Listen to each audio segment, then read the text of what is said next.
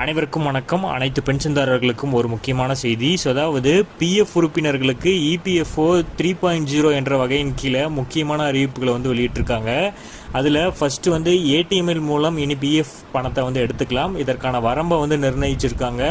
அது மட்டும் இல்லாமல் ஓடிபி மூலம் இனி இபிஎஃப்ஓ கணக்குகளை புதுப்பிக்க முடியும் என பல்வேறு வசதிகளை சொல்லியிருக்காங்க.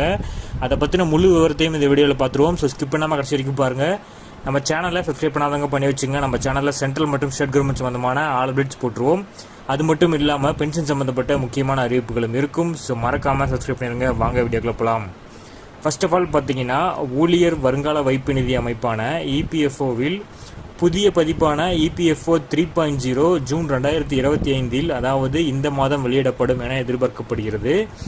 இபிஎஃப்ஓ பதிப்பு 3.0 தானியங்கி கிளைம் தீர்வுகள், டிஜிட்டல் முறையில் திருத்தங்கள் மற்றும் ஏடிஎம் மூலம் பணம் எடுக்கும் வசதி போன்ற பலவித மாற்றங்களை கொண்டு வரும் என அமைச்சர் மன்சுக் மாண்டவியா ஊடகங்கள் முன்னர் தெரிவித்தார். இபிஎஃப்ஓ 3.0 குறித்து இன்னும் அதிகாரப்பூர்வ அறிவிப்பு எதுவும் வெளியிடாத நிலையில் அமலுக்கு வந்தவுடன் இபிஎஃப்ஓ உறுப்பினர்களுக்கு பல முக்கிய மாற்றங்கள் ஏற்படும் என எதிர்பார்க்கப்படுகிறது. அதில் ஃபஸ்ட்டு பார்த்தீங்கன்னா, பணம் எடுப்பதற்கான செயல்முறை என்ன, அதாவது ஏடிஎம் மூலமாக இனி எடுக்கலாம் அப்படிங்கிறத சொல்லியிருக்காங்க. இதற்கான வரம்பு என்ன அப்படிங்கிறதையும் தான் பார்க்க போகிறோம். ஏடிஎம் மூலம் பணம் எடுக்கக்கூடிய ஊழியர்களுக்கு பார்த்தீங்கன்னா ஒரு விதமான ஒரு அட்டை வழங்கப்படும். இது ஏடிஎம் அட்டை போலவே இருக்கும். இபிஎஃப் உறுப்பினர்கள் இந்த அட்டையை உதவியுடன் ஏடிஎம் மூலம் பிஎஃப் கணக்கிலிருந்து பணத்தை எடுக்கலாம்.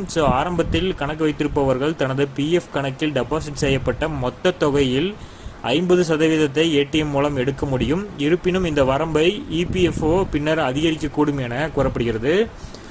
அடுத்ததாக பார்த்தீங்கன்னா, ஓடிபி சரிபார்ப்புடன் இபிஎஃப்ஓ கணக்கு புதுப்பிக்கப்படும். அதாவது பயனாளிகள் ஓடிபி சரிபார்ப்பை பயன்படுத்தி தங்கள் இபிஎஃப்ஓ கணக்குகள் மற்றும் ஆணைகளை புதுப்பிக்க முடியும். மேலும் உறுப்பினர்கள் தங்கள் ஓய்வூதிய உரிமைகளை எளிதாக கண்காணிக்கலாம்.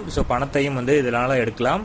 பாதுகாப்பு திட்டங்களின் ஒருங்கிணைப்பு, அதாவது சமூக பாதுகாப்பு திட்டங்களோட ஒருங்கிணைப்பு பற்றி சொல்லியிருக்காங்க. அதாவது ஓய்வூதிய திட்டத்தில் நெறிப்படுத்தும் வலுப்படுத்தவும் அடல் ஓய்வூதிய திட்டம், பிரதம மந்திரி ஜீவன் பீமா யோஜனா மற்றும் ஸ்ராமிக் ஜன்தன் யோஜனா உள்ளிட்ட பல்வேறு சமூக பாதுகாப்பு திட்டங்களை ஒருங்கிணைப்பதையும் அரசாங்கம் பரிசீலித்து வருவதாக மன்சுக் மாண்டவியா தெரிவிச்சிருக்காரு. அடுத்ததாக ஊழியர் மாநில காப்பீடு கழகம், அதாவது இஎஸ்ஐசியின் கீழ் பயனாளிகள் விரைவில் ஆயுஷ்மான் பாரத் திட்டத்தின் கீழ் பட்டியலிடப்பட்ட மருத்துவமனைகளில் இலவச மருத்துவ சிகிச்சை பெற முடியும் என கூறப்படுகிறது. இந்த இஎஸ்ஐசியின் கீழ் தொண்டு நிறுவனத்தால் நடத்தப்படும் தனியார் மருத்துவமனைகள், அதாவது சமூக பாதுகாப்பு திட்டத்தை விரிவுபடுத்துவதாக தொண்டு நிறுவனங்களால் நடத்தப்படும் தனியார் மருத்துவமனைகளும் இஎஸ்ஐசி வரம்புக்குள் கொண்டு வரப்படும். தற்போது இஎஸ்ஐசி 165 மருத்துவமனைகள், 1500க்கும் மேற்பட்ட மருந்தகங்கள் மூலம் சுமார் 18 கோடிக்கும் அதிகமாக மக்கள்கள் இலவசமாக சிகிச்சை வழங்கப்பட்டு வருது. அடுத்ததாக பார்த்தீங்கன்னா, யூபிஐ, அதாவது உறுப்பினர்கள் விரைவில் யூபிஐ மற்றும் ஏடிஎம் மூலம் பிஎஃப் பணத்தை எடுக்க முடியும். அதாவது இபிஎஃப்ஓ ஒருங்கிணைந்த கட்டண இடைமுகம், அதாவது யூபிஐ வழியாக பிஎஃப் பணத்தை எடுக்கும் புதிய நடைமுறையை அறிமுகப்படுத்த திட்டமிட்டுள்ளது.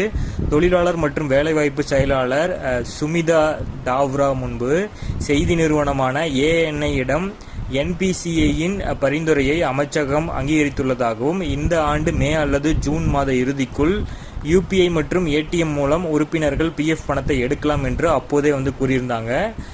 இந்த வங்கிகளின் போது வருங்கால வைப்பு நிதி, அதாவது பிபிஎஃப் அரசு ஊழியர்களின் பொது வருங்கால வைப்பு நிதி போன்ற பிற திட்டங்களின் உறுப்பினர்களுக்கும் ஒரு நல்ல முன்னோடி திட்டமாக இருக்கும். யூபிஐக்கும் இந்த மாத, அதாவது ஜூன் மாத இறுதிக்குள்ள வருவதற்கான வாய்ப்பு இருக்கு.